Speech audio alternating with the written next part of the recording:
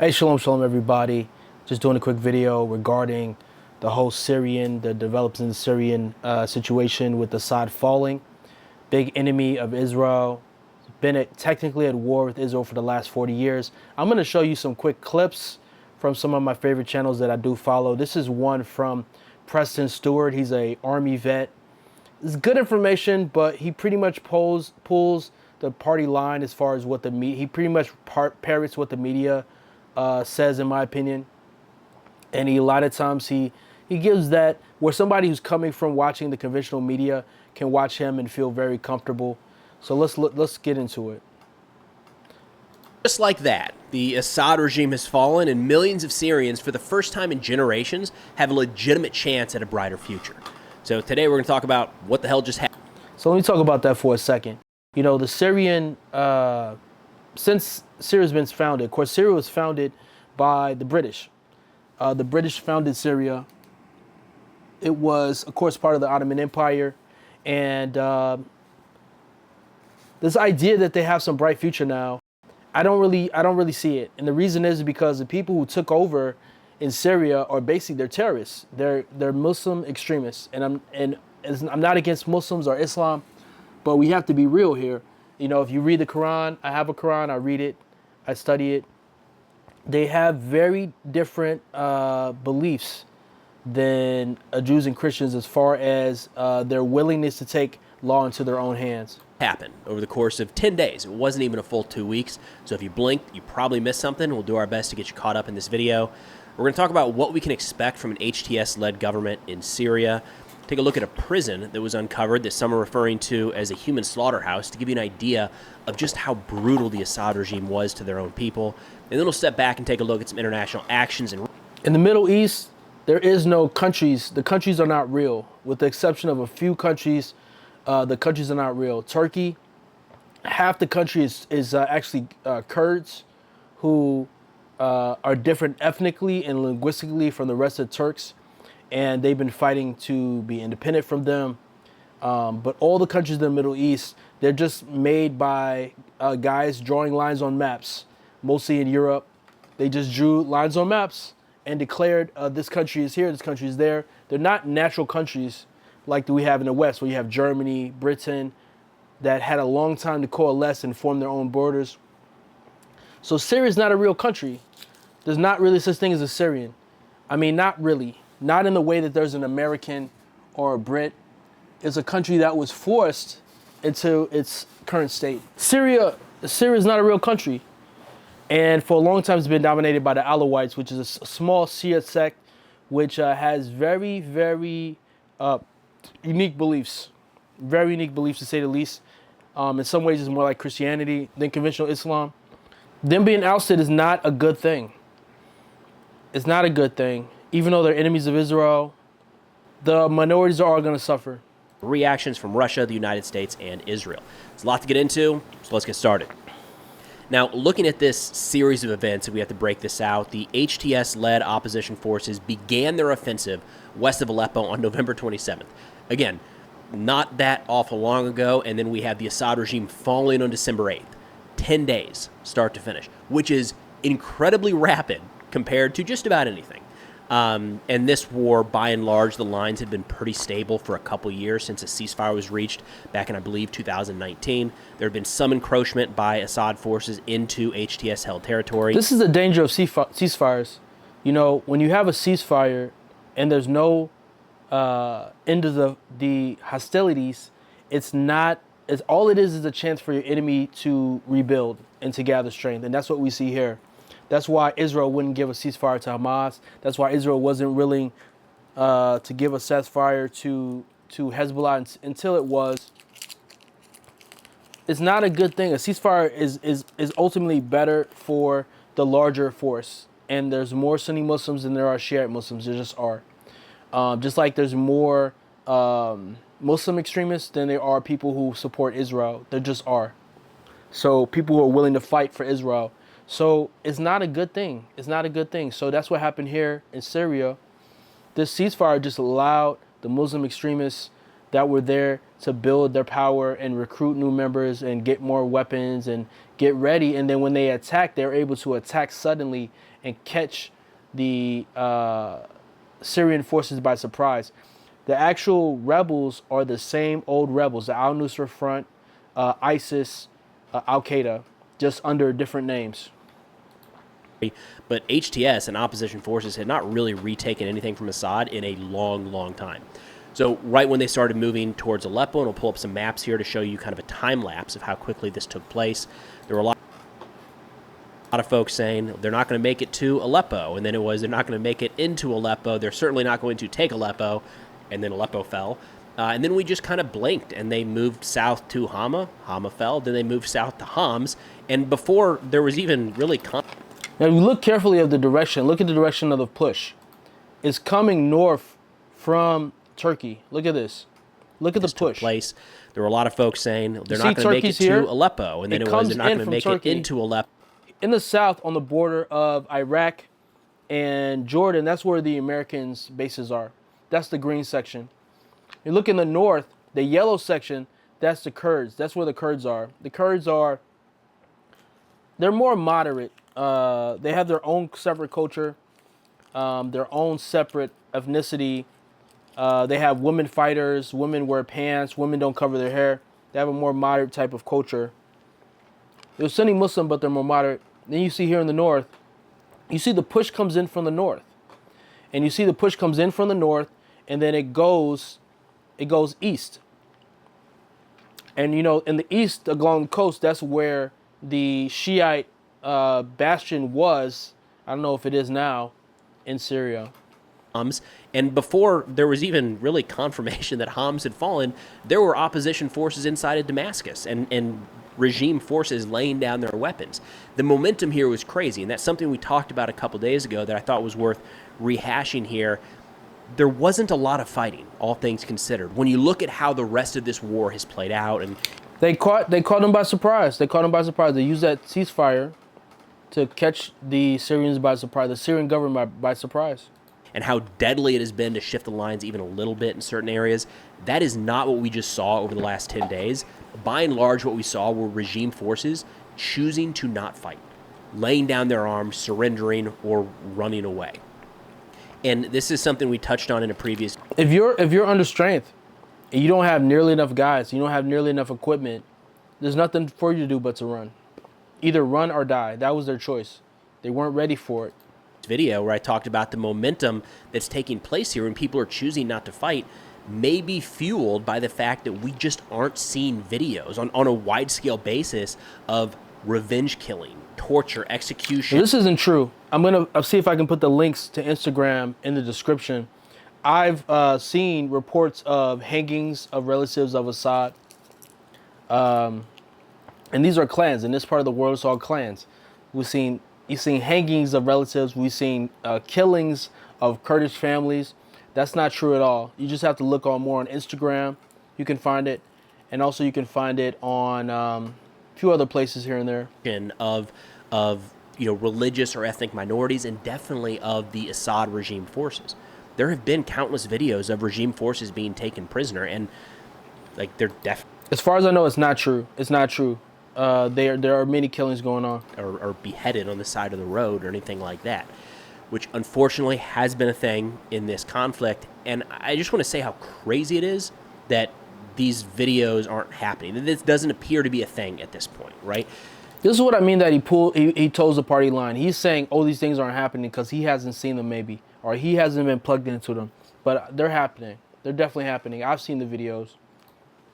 And that's not a Syrian thing. That's a military thing. If you step back and look at this, you have these HTS, in this case, they have watched their friends and family members die at the hands of the Assad regime for years now. And this might be the first time in years, if not ever, they're face-to-face with regime forces, and they have total control. As far as I know, HTS is al-Nusra Front. Al-Nusra Front is basically, it was a affiliate of al-Qaeda. So basically, they're terrorists. So we're talking about terrorists here. In that organization that just want revenge for their family members, right? And it doesn't appear to be happening. I don't want to say it. When he says family members, he means clan. In this part of the world, because there's cousin marriage and things like that, a lot of power is concentrated in the hands of a few patriarchs. And because of that, people a lot of times are closely related. It wasn't just the Assad family that ran Syria. It was the Alawites, their whole people that ran Syria. And they would give jobs based on relation. My relatives. Same thing. The same way it is in Saudi Arabia. The same way it is in basically every Middle Eastern country except for maybe Israel. Everything's based on these people are related. And really, you can say Israel too, because Israel is a Jewish state. Everything's based on being Jewish. Similar. It hasn't happened at all, but we're not seeing... There are Arabs. Yes, there are Arabs that hold many high positions. But of course, most of the people who run the country are Jewish, of course. That on a widespread basis. The optimistic side of me says that means that Jolani and the HTS leadership has enough control over their fighters, enough control over their forces to really hold back that basic human nature to try to get revenge on the people that killed, again, your friends and your family. Cautiously optimistic from that point of view. Now, I'm going to pull up a map here called... Right now, the al-Nusra Front, which is rebranded as JTS, they're still playing the same game. They're just trying to be smart about it. You know, they're not rushing to do it. They're not rushing to kill. They're not rushing to kill everyone, but when the time comes, they're going to kill a lot. Live UA map to give you an idea of some of the territory and how the war has shaken out here in the last couple days. And a couple things I wanted to highlight. This is, again, public resource. I'll have it linked in the description below. The green is now considered HTS-held territory. And what I wanted to highlight was there are some folks at this point referring to this as the end of the Syrian civil war. I don't think that's accurate, because even this map here, you can see there are still different factions in different parts of the country. We've got the HTS-led groups now here in the green, which happened very fast. But up here on the right, we do still have the Syrian Democratic Forces, SDF, and the Syrian National Army, SNA, that control portions of this yellow territory. Technically... So I don't know why he's saying this. The yellow is the Kurdish-held regions. I think if you look earlier on the map, when he showed the legend, the yellow is Kurdish. It's Kurdish people. It's Kurdish ethnic people. They're not fighting HTS. There's been some kind words exchanged. There's also been some... See if I can find it real quick. Killing. See if I can find it real quick. So you can see, look, yellow, Kurds, YPG, PKK, Peshmerga, and other. So we're talking about the Kurds, and the Kurds and the Islamists do not get along. I don't know why exactly, because the Kurds are technically they are Sunni Muslim, but they have a different interpretation of how they interpret Islam. So they don't get along with the Islamists. But look, you can see Ansar al-Sham, Jaish al-Islam, and all these other. They're basically they're all HTS. HTS is the one that runs the country. They're all terrorists. They're terrorists.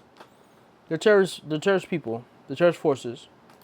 Or opposition forces inside of Damascus. And anywhere. They are a designated terrorist organization by the United States. Their leader, Jolani, has a bounty on his head, or arrest warrant. About GDS, let's go back to the beginning of that part. Flags of a specific organization. Now, when looking at HTS, you kind of think of this as like a sliding scale between like a Western-style democracy on the one hand and all the way on the other, maybe like what Islamic State set up in Raqqa. HTS is not either one of those extremes, all right? So they are somewhere in the middle, which already makes this kind of a... JTS is al-Nusra Front. If you remember from the Syrian war, when it started, you had ISIS, and then you had al-Nusra Front, and they were fighting hand-in-hand the whole time. Al-Nusra Front is an affiliate of Al-Qaeda in Syria, okay? They are Al-Qaeda. They are every bit extreme as Al-Qaeda. They're every bit as violent as Al-Qaeda. They just are, they put on a pretty face. They're terrorists. Gray area. They've been much more moderate in Idlib, so they've had the opportunity to run governance in a portion of Syria for some time now. Much more moderate than Islamic State or even the Taliban, but I would not be holding out hope for any sort of democratic-style elections anytime soon. That's not who they are either. Again, so somewhere between these two kind of extremes.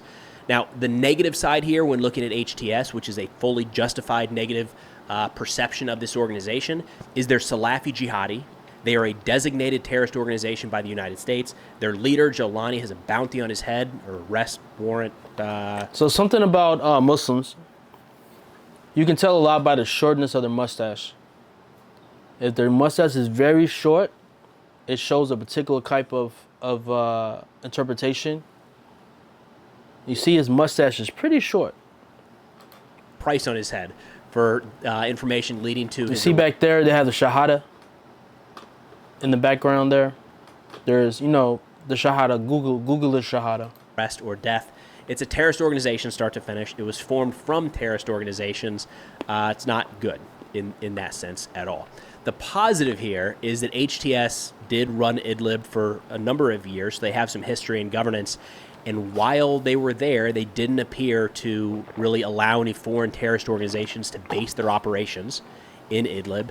And overall, they did have a pretty good track record of pretty fair governance. That said, I wouldn't spend a lot of time trying to figure out what the future is going to hold under HTS. There are so many unknowns in this conflict that just figuring out what is actually happening on the ground is going to be hard enough. So be very, very careful of any large predictions of how they're actually going to run the country. Now, they have been putting out the right things, and the right things as in not extremist things. There was a press conference just a couple days ago where they said, quote, the city of Tartus... You see this gentleman here? See how short his mustache is?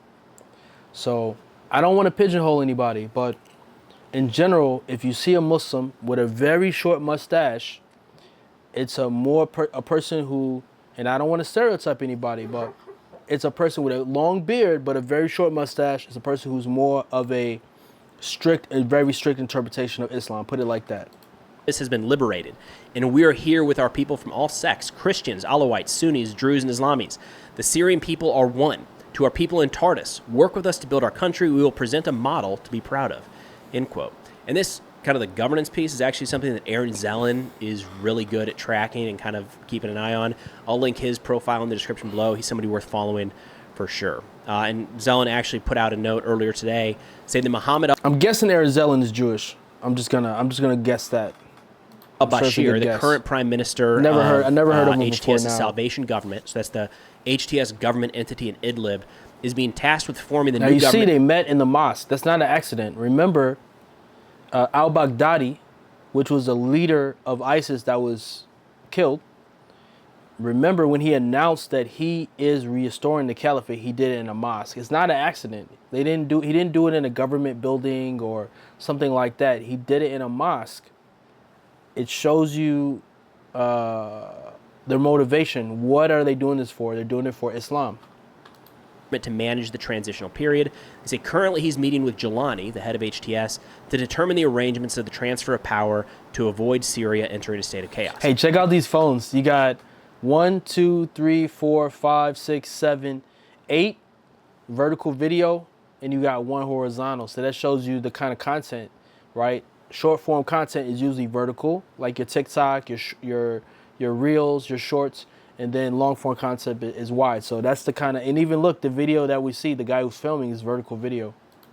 Again, the right things are being said. Look in the back, it looks like there's a guy filming with some kind of regular overall leader of Syria. No, I thought I saw a regular camera back there. That might be reading between the lines, but again, there's a lot of positive things being said, if you will. All right, so I think we've kind of set the conditions and expectations. Syria is not about to become some sort of Western-style open democracy. That's not on the table. But a big question here is, could this be better for the Syrian people and for the world? And there was an interesting article here just put out by Kareem Shaheen in New Lines magazine. I thought this was worth going through word. This kind of thing, like when people say, oh, he's such a horrible person. Look, he bludgeoned and bled the country. Look, this is the thing about it. When people are fighting you, you have to fight back. It's similar to what you see in Israel. They call them, extremists and genocide and threw around all these words. When people are fighting you, have to fight back. And I'm going to show you later in the video that the people that are actually coming together to fight Assad, they're from all around the world. You have people, I'm going to show you later, people from Russia, people from Kazakhstan, people from basically Muslims from all around the world came to fight Assad. And that took time, right? Because it was like a surprise attack. So they had to assemble all these people ahead of time and train them. Now, their intelligence network must be garbage. Because how were they able to bring all these people from around the world and Assad didn't realize it was happening? They weren't ready. Word for word. He said, quote, in terms of the Assad regime, they really did burn the country. Half the population displaced. Countless people. In my opinion, it was the Islamists that burned the country. There was Islamists that burned the country. I'm not a fan of Assad. I'm not a fan of anybody, but it was Islamists that burned the country, not Assad. Because if Assad and the Alawites hadn't done what they did, they would have had to flee the country anyway. They would have had to flee, just like in Israel. If Israel doesn't do what it has to do to survive, the Jews are going to have to flee Israel, just like most of the Christians already fled Lebanon. Remember, when Lebanon was established, Lebanon was like 50, I want to say it was like 75% Christian. It was mostly Christian. And we know today it's only like 3%. It's very low. I think it's like 3% Christian, something like that. I'll double check those figures. But if the only way to survive in the Middle East is with a gun at the side of your head, your hip, a gun and ready to fight at any time. That's how the Middle East is. And if you're not ready to fight, you're gonna have to run away. You know how they say fight or flight. In Israel, in the Middle East, you got to either fight or flight. Because if you can't fight, you're done. You're dead. Held in a network of Stalinist dungeons, augmented by a toxic surveillance state that pitted wife against husband, brother against sister, father against son. A punitive. It's been awful in a lot of ways, not just inside of Syria, but what that's led to around the world. So, look, the bar is pretty low in terms of could the next thing be in any way, shape, or form better. I think it's worth remembering. And there's a lot of focus right now, understandably. No, because I don't agree with them, because whatever the case was, right, Syria was not a launching pad for attacks on other countries. It was not. There was a war in Syria. It was horrible. I think 500,000 people were killed. Terrible, terrible, terrible. But Syria was not a launching pad where it was used to attack Israel. Attacks did not come from Syria to Israel. Attacks did not come. Now, there was planning from Iran. There was planning of attacks, but I don't believe any missiles or rockets launched from Syria to attack Israel or to attack other countries. Now that we have these terrorists, you think they're going to stop? You think they're going to say, okay, we're going to put down our guns. We're going to have lots of children, just chill, going to relax. We're not going to fight. No. And I saw a video on Instagram. I'm going to see if I can link it in the description, where they're saying, we're coming for Jerusalem next. They're not going to stop. They're not going to stop. So in the future, but we are in a phase right now where we have to remember to document the past. And one of those examples, a tragic example here that I think deserves a lot of attention, is the Sednaya prison. So this is something opposition forces and free Syrians now started to uncover, realizing that hundreds, maybe even thousands of people are trapped below ground in isolation. These are people that have been disappeared, essentially, right? Many of them held without any sort of charges. Their family members had no idea if they were alive or dead. They hadn't heard from them. In some cases, one of these guys, 40 years. Probably held below ground 40 years. So they say that some of these folks are being held behind electronic locks and concealed doors. So ISIS really started in Iraq when they opened up the prisons and they let out all the Saddam political prisoners. In combination with them with disbanding the Iraqi army. Those two together, those people, they got together. You had the Ba'athist officers and soldiers who all of a sudden had no money and no job, together with all the people released from the prisons. And those two people got together and they started ISIS. What makes it so much worse is that the terrorists are already in charge in Syria. They didn't have to take over like ISIS had to take over. The terrorists, al-Nusra Front, is already in charge. They're already in charge. With no way to get them out. And it's just a maze. There's pictures of opposition forces and Syrian citizens trying to figure out how to get to these people. Because if they don't get to them, they're just going to die down there by themselves, right? And they're trying to figure out how to get there. I feel a lot of sympathy for people that are suffering. I feel a lot of sympathy. But we just have to remember, we have to put things in perspective, that a lot of these people, they were locked up for a reason. We don't know the whole story. but they're not playing for lollipops and candy here. These are people who are playing for all the marbles. They want the world. They want the whole world. And it's just a complete mess, right? This is not some, there's not some clear blueprint of how to get from one spot to the next. And then a lot of the doors they can't even get through. So it sounds like what we're learning right now is that there were two levels. They're referring to it, and I'm not sure if this is being lost in translation, but white and red. So the white level is above ground, kind of a normal prison, all things considered. And then the red prison was underground. It was the secret area. That's where the torture and the atrocities were committed. So Syrians right now are referring to this prison as a human slaughterhouse. They're showcasing some pretty grisly torture devices that are being uncovered. And some of these prisoners are finally skip this a little bit. Team, their media group reached out. So he has a little short interview with essentially, right? Secretary of Defense versus the Assad regime, where there's not a clear. I definitely recommend watch this whole video. How do you think about it? And don't forget to like and subscribe. Well, this is a thing that is complex and it's evolving very, very rapidly. It's a thing that we're watching very closely. There are two things that are very important to me right now. One is, as you know, we have troops in that country. Like I mentioned, you have the American bases on the Iraq-Jordan border. Protection of those troops, the safety of those troops is paramount. That's where we had, I believe, the only casualties in the last year. I remember there was at least 3 soldiers who all happened to be black, African American, were killed in a base in Syria. To me, and we're absolutely focused. Reservists, not even active duty. We've been working for many years now to defeat ISIS, and there's still a number of ISIS elements in that environment. We want to make sure that ISIS doesn't have the ability to resurge. So we'll remain focused. It's so funny to me right now. He's talking about very complex stopping ISIS from resurging. Why the affiliate of ISIS has just taken over Syria. It's a joke. It's a joke. It's a joke. To be seen, but something that we're watching every day. So all things considered, pretty unified messaging. I thought it was interesting that messaging is coming out, and then the very next day we have this large-scale airstrike against Islamic State targets. Now I did put out some content on X, Instagram, TikTok from that trip, explaining all of it, and the plan is tomorrow we're doing kind of an emergency podcast up in Africa. It's pretty significant.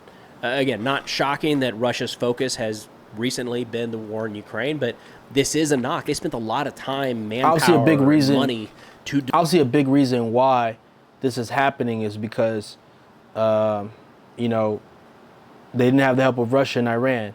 Russia is bogged down in Ukraine, focused on Ukraine, and then you have Iran. Iran is focused on defending itself. It's reeling right now from Israeli attacks. All its proxies are being destroyed. So, and then you have North Korea. North Korea is focused on fighting, and so basically all their allies are bogged down. Airbase, and the airbase is going to have to figure out where do they go, because they have some aircraft there, not nearly enough aircraft to get out all their personnel and sensitive equipment. And then things like rotary wing assets aren't going to be able to fly very far, and some of the jets can only go so far. So a lot of questions still on what's actually going to happen with some of that equipment.